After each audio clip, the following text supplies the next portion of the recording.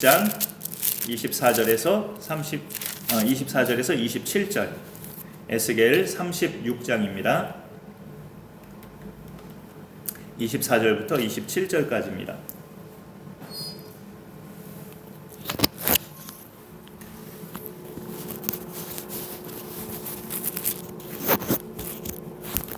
에스겔 36장 24절에서 27절 구약의 1208페이지입니다. 24절부터 4절 같이 읽습니다. 시작. 내가 너희를 여러 나라 가운데에서 인도하여 내고 여러 민족 가운데에서 모아 데리고 고국 땅에 들어가서 맑은 물을 너희에게 뿌려서 너희로 정결하게 하되 곧 너희 모든 더러운 것에서와 모든 우상 숭배에서 너희를 정결하게 할 것이며 또 새 영을 너희 속에 두고 새 마음을 너희에게 주되 너희 육신에서 굳은 마음을 제거하고 부드러운 마음을 줄 것이며 또 내 영을 너희 속에 두어 너희로 내 율례를 행하게 하리니 너희가 내 규례를 지켜 행할지라. 아멘. 보이지 않는 하나님을 보는 방법을 예수님이 말씀하셨어요. 마음이 청결한 자는 복이 있나니 그들이 하나님을 볼 것임이요 라고 마음이 청결하면 하나님을 볼 수 있다고 알려주십니다. 청결은 깨끗함을 말해요. 마음이 깨끗한 자는 하나님을 본다는 말씀이죠. 본래 원칙적으로 인간은 하나님을 볼 수가 없어요. 네가 내 얼굴을 보지 못하리니 나를 보고 살 자가 없음이니라. 출애굽기 33장 20절에 하나님이 모세에게 하신 말씀인데 모세는 그리스도를 예표하는 구약시대의 중보자입니다. 하나님과 백성 사이의 중보자 역할을 했던 인물이 모세인데 그 모세에게조차 하나님은 내 얼굴을 보면 죽는다라고 말씀하셨어요. 그런데 예수님은 마음이 청결한 사람은 하나님을 본다고 말씀하십니다. 마음이 깨끗해진 것 자체를 여러분은 어떤 의미라고 생각하십니까? 내가 마음이 깨끗해졌다. 그것을 일반 사람에게 물어보면 더러운 생각 안 하고 이제 그런 삶에서 돌이켰다 정도로 답할 수 있을지 모르겠지만 아니면 또 그런 게 어디 있어요? 라고 이렇게 불가능한 것으로 답할지 모르겠지만 성경에서 마음이 깨끗해진 청결한 상태는 오직 예수 그리스도의 피로 죄 씻음을 받은 상태에서 말할 수 있어요.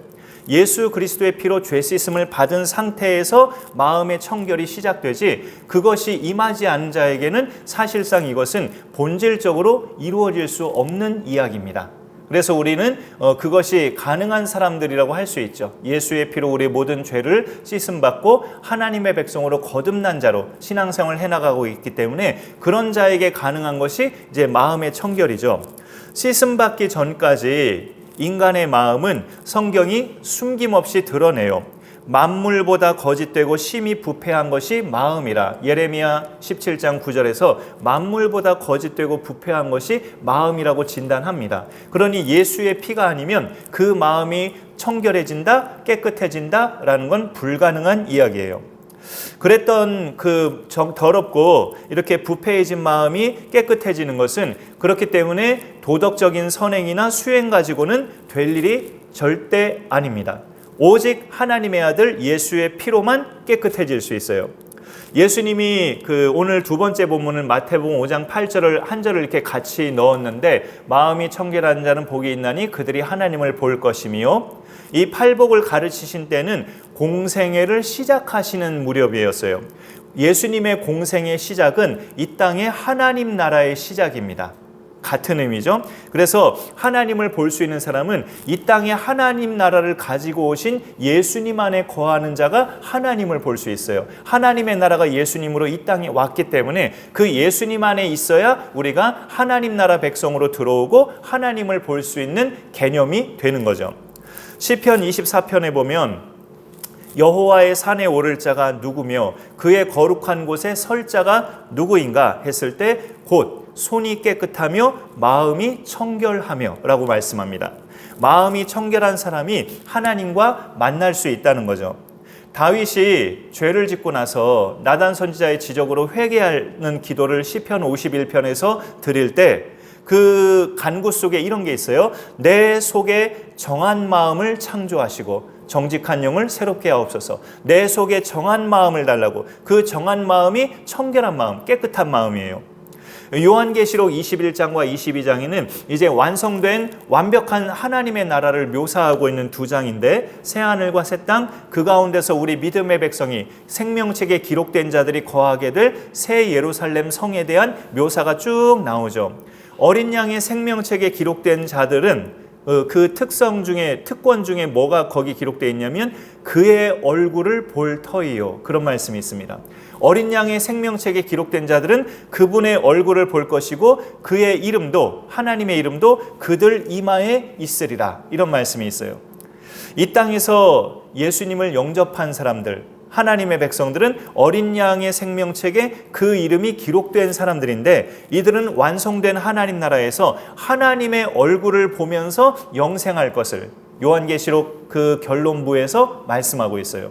그러니 그렇게 살아갈 우리라면 어떻게 이 땅에서도 살아가야겠어요? 더럽고 지저분하게 살아도 된다라고 생각한다면 상식적으로 완전히 어긋난 생각이죠.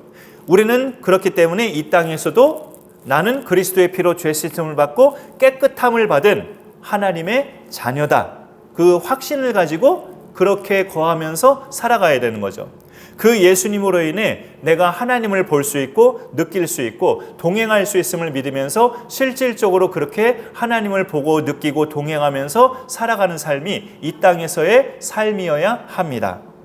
청결과 비슷한 말로요, 다 그 말이 그 말같이 우리가 들릴 수 있는데, 성결이라는 말이 있죠. 교단 중에서 성결교도 있는데 청결과 비슷한 말로 성결, 그리고 다른 말로 조금 일반적인 말처럼 느끼는 말인데 순결이라는 말이 있습니다. 오늘 수요예배 말씀 제목으로 정했어요. 순결. 하나님의 성품 시리즈가 이 2025년도 수요예배 때마다 당분간 전개되는데, 하나님의 성품 가운데 하나님이 순결하시다고 그렇게 우리가 표현할 만한가? 라고 의아심이 들 수 있지만, 하나님의 성품 시리즈의 순결을 오늘 말씀 제목으로 넣었습니다. 왜 그러냐면 오염되거나 더럽힘을 받거나 때묻힘이 전혀 없는 것을 순결이라고 하거든요. 그런 존재는 하나님밖에 없죠. 그런 하나님을 묘사할 때는 또 하나님과 어울리는 표현으로 거룩함이라고도 표현하지만, 일반 사람들이 이해되기 쉽게 표현할 때 순결함이라고도 표현할 수 있습니다. 오늘 그 주 본문인 에스겔서 36장을 비롯해서 구약 성경을 보면 그거를 또 정결이라는 말로도 많이 묘사를 해요. 근데 이제 정결은 내가 예수의 피로 순결해졌는데 죄를 지음으로 그 순결함이 더럽혀졌어요. 더럽혀진 그 마음 상태를 다시금 깨끗하게 하는 작업을 또 정결이라고 할 수 있습니다. 오늘 에스겔서 36장 중에서 우리가 읽었던 4절 중에 25절을 보면 맑은 물을 너희에게 뿌려서 너희로 정결하게 하되, 정결하게 하는 작업이 뭡니까? 곧 너희 모든 더러운 것에서와 모든 우상 숭배에서 너희를 정결하게 할 것이며, 이렇게 말씀하고 있어요. 이스라엘 백성이 우상 숭배의 죄악을 저질렀을 때 하나님을 예배하는 의식은 안 했을까요? 그렇진 않았어요. 하나님을 예배하는 의식도 늘 해오던 습관대로 하면서 우상 숭배를 즐겼습니다. 대단히 이중적인 신앙생활을 해온 거죠. 그 표면적으로는 하나님을 예배하는 의식도 하면서 그 마음과 생활 속에서는 우상을 숭배함으로 얻어지는 것들을 즐겼던 그런 죄악을 범했어요. 그런데 구약의 규례들을 보면 하나님이 일상의 어떤 동물과 또는 식물에서도 교합이나 그 혼합된 것을 하지 말라는 그런 규례들이 구약 성경에 참 많아요. 서로 다른 육축의 그 교합이나 밭에 두 종자를 섞어서 뿌리거나 그런 것들을 허용하지 않았어요. 사실 지금 보면은 그런 것들을 딱히 죄악이라고 말할 수는 없는데, 왜 하나님은 그런 짐승이나 어떤 식물에서까지 그런 교합을 엄격하게 금하셨을까요? 그거는 이제 구약시대에 그리스도가 오기 전까지 하나님의 백성으로 택함받은 이스라엘 백성들이 온전히 거룩함으로, 온전히 순결함으로 살도록 하기 위한 하나님의 마음이었습니다. 마음의 청결은 이중적인 상태가 아닌 것을 알려주는 거죠. 이중적인 상태가 아닌 오직 하나님만을, 그분만을 향하는 상태. 우리는 그것을 오늘 말씀 제목처럼 순결이라고도 해요. 그 순결의 상태가 깨졌는데 다시 회복되는 것을 정결이라고 합니다. 레위기에서는 그 부정한 것을 정결하게 하는 의식을, 정결 의식을 여러 예를 들어서 이렇게 쭉 설명하는 본문들이 있죠. 뭐 피부병에 걸린 사람들, 나병에 걸린 사람들, 또 유출병에 걸린 사람들, 그리고 심지어는 아이를 낳은 여인에 대한 그런 규례도 있고, 그리고 무엇보다 어떤 신체적인 것과는 조금 다른 성격인데, 무엇보다 가증한 풍속을 따르지 말라는 명령으로 정결을 지켜나갈 것을 당부하십니다. 애굽에 너희가 있었을 때 그 땅에서 행했던 풍속들, 그리고 들어가서 살 가나안 땅에서도 그 땅에서 살던 이방 족속들이 행하던 그런 풍속들, 그런 것들은 절대적으로 금하셨어요. 그러면서 하나님이 너희는 거룩하라. 이는 나 여호와 너희 하나님이 거룩함이니라. 레위기 19장 2절에서 말씀하십니다. 거룩함을 바로 일반 사람들이 알아듣기 쉽게 표현을 바꿔본다면 순결이라고도 할 수 있는 거죠. 이것이 우리가 닮아가면서 지녀야 할 하나님의 성품 중에 하나인데, 우리가 그렇게 되는 것은, 순결한 마음 상태를 지켜나가는 것은 매일매일 마음을 비우는 훈련을 통해서가 아니라, 불교도들처럼 늘 비우는 훈련을 통해서가 아니라 예수님의 보혈로서 되는 거예요. 예수님의 그 피로서. 그리스도에 대한 예고는 구약 성경에 참 많은 부분에서 예고하고 있지만, 오늘 주 본문인 이 에스겔 36장에서도 우리가 살짝 볼 수 있는데, 여기 에스겔 36장 오늘 본문에서는 예수님을 직접 드러내는 예고라기보다 예수님을 믿는 사람에게 임하실 성령을 소개합니다. 예수님을 믿는 사람에게 임할 성령을 소개하는 구약의 본문도 많죠. 그 중에 오늘 26절에 보면 또 새 영을 너희 속에 두고 새 마음을 너희에게 주되 너희 육신에서 굳은 마음을 제거하고 부드러운 마음을 줄 것이며 라고 말씀하고 있습니다.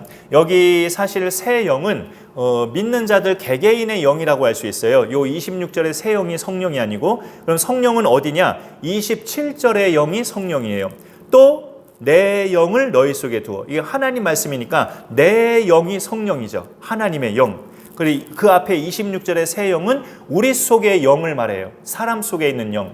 그 죄악으로 우상숭배로 모든 더럽혀진 것으로 더럽혀진 너희의 영을 내가 새롭게 새 영을 너희 속에 두어서 새 마음을 너희에게 주겠다. 이 26절의 새 영은 각자 믿는 사람들 그 인간의 영을 말합니다. 어떻게 새 영이 되게 하겠다는 거예요? 그 26절 하반절에 굳은 마음을 제거하고 부드러운 마음을 주게 함으로써 너희 속에 있는 영도 새 영이 되게 하겠다는 거죠. 그 굳은 마음은 딱딱하게 굳어있는 돌 같은 마음을 말하죠. 그 모세 시대로 말하자면 애굽의 바로 같은, 애굽의 파라오 같은 마음이 굳은 마음인데, 그런 마음이 애굽의 바로 왕에게만 있었는가? 놀랍게도 출애굽의 구원을 받은 이스라엘 자손에게도 그런 굳은 마음이 계속 나타나고 있었어요. 하나님은 여기 에스겔서에서 약속을 하십니다. 새 영을 너희 속에 두고 너희 굳은 마음을, 돌같이 굳은 마음을 제거해서 부드러운 마음을, 그렇게 살과 같은 마음을 너희에게 줄 것이다라고 약속하십니다. 이것이 하나님 말씀이라서 가능한 거긴 하지만 개개인의 마음 상태가 그렇게 바뀌어져서 그 상태로 쭉 살아갈 수 있도록 가능해지는 것은 하나님이 그 다음 27절에 내 영을 너희 속에 두겠다는 이 하나님의 영이 임하심으로 가능한 이야기예요. 하나님의 영이 우리 가운데 임할 때 우리의 영도 새로워지고 새 마음 상태가 되고 굳은 마음이 제거되고 부드러운 마음 상태로 우리가 살아갈 수가 있는 거죠. 우리가 더럽혀진 마음 상태로 살다가 정결해져서 순결함을 입는 순간은 예수의 피를 내가 믿을 때예요. 그거는 사실이고 진리입니다. 더럽혀진 마음 상태로 내가 살다가 정결해져서 순결함을 입는 순간은 예수의 피를 내가 믿는 순간부터 그렇게 순결함을 입게 되죠. 그러나 아시다시피 예수 믿어도 다시금 마음이 더럽혀지고 또 더럽혀지고 또 악해지고 또 부패해지고 하는 것이 우리 믿는 자들의 삶이기도 해요. 이 땅에서 그런 상태가 반복되기도 하지만 그거를 최소화시키면서 우리 마음이 늘 새 마음 상태가 되도록 하는 대상은 성령이십니다. 우리 마음을 순결함으로 바꿔주는 대상은 예수님이고 그분의 피지만 그 마음 상태로 끝까지 가게 하도록 인도하시는 이는 바로 하나님의 영, 성령이셔요. 그러니 우리 믿는 자들의 마음속에 그리스도를 모신 자들의 마음에는 성령이 내주하시기 때문에 그 성령의 인도를 잘 받으며 살아가는 것이 신앙 생활입니다. 오늘 말씀 27절을 다시 정식으로 제가 읽어볼게요. 또 내 영을 너희 속에 두어, 그 다음에 보시면 너희로 내 율례를 행하게 하리니 너희가 내 규례를 지켜 행하리라. 하나님의 영이 임할 때 비로소 하나님의 율례, 하나님의 규례, 하나님의 계명들을 지키며 살아갈 수 있음을 하나님이 알려주시는 거예요. 우리가 하나님의 율례, 규례, 계명을 지켜 행하기까지는 내 영을 너희 속에 두어라고 하시잖아요. 그게 될 때 이루어진다는 거죠. 하나님의 영이 우리 안에 거하실 때 우리는 하나님의 말씀을 지키는 것이 정말 어색하거나 이렇게 낯설거나 그렇게 되지 않고 친숙해지고 이제 당연히 그러려니 하는 차원까지 들어갈 수 있는 것. 하나님의 영이 내 안에 임할 때라는 거죠. 성령이 내주하시면 그가 우리 마음에 어떤 영향을 끼쳐주실까요? 성령이 굳은 마음을 제거하시고 부드러운 마음을 계속 심어주시는 그런 영의 역할을 우리 마음속에서 하시는 거죠. 매일 매 순간마다. 부드러운 마음, 하나님께 순종하려는 마음이죠. 또 죄성을 따르지 않고 주의 말씀을 따르고자 하는 마음, 그게 어색하거나 낯설지 않은 그런 상태, 이게 부드러운 마음이죠. 그거를 주도하시는 분이 하나님의 영, 내 안에 내주하시는 성령이 하셔요. 하나님의 영이 우리 안에 거하심을 우리는 믿고 있잖아요. 성경이 선포하는 바 누구든지 성령으로 아니하고는 예수를 주시라 할 수 없느니라. 고린도전서의 선포의 말씀처럼 우리가 예수를 주로 고백한다는 것은 성령이 내주하고 계시다는 증거죠. 증거. 그 성령이 내주하시는 자들만이 부드러운 마음 상태를 날마다 유지하면서 하나님의 계명 따라 살아가는 것이 어색하거나 낯설지 않은 인생으로 살아갈 수 있어요. 그러니 우리가 그의 인도를 잘 받으며 우리가 살아갈 수가 있는 거죠. 주의 말씀을 이루는 도구가 되는 것은 성령의 인도를 잘 받는 삶과도 연결된다고 볼 수 있습니다. 그런 내용을 우리가 같이 종합하면서 그의 인도를 받으면 바로 이런 결과들이 억지로가 아닌 자연스럽게 되어가는 그런 신앙생활이 될 줄로 믿습니다. 올 한 해 우리의 믿음 생활이 그렇게 우리 속에 거하시는 영, 우리에게 굳은 마음을 제거하시고 돌 같은 마음을 파쇄하시고 새로운 부드러운 마음을 심어주시는 성령의 인도 따라 하나님 말씀이 내 안에서 실천되는 것이 기쁘고 즐거움과 감사가 될 수 있기를 간절히 축원합니다. 제가 기도하겠습니다.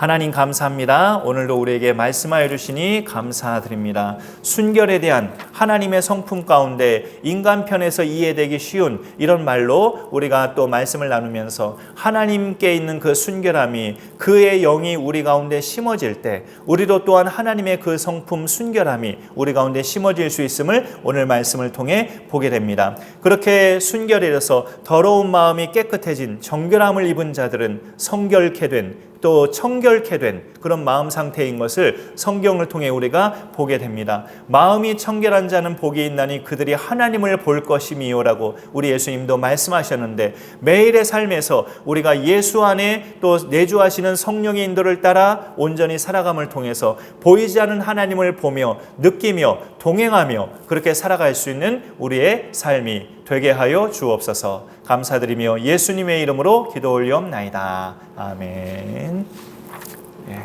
오늘도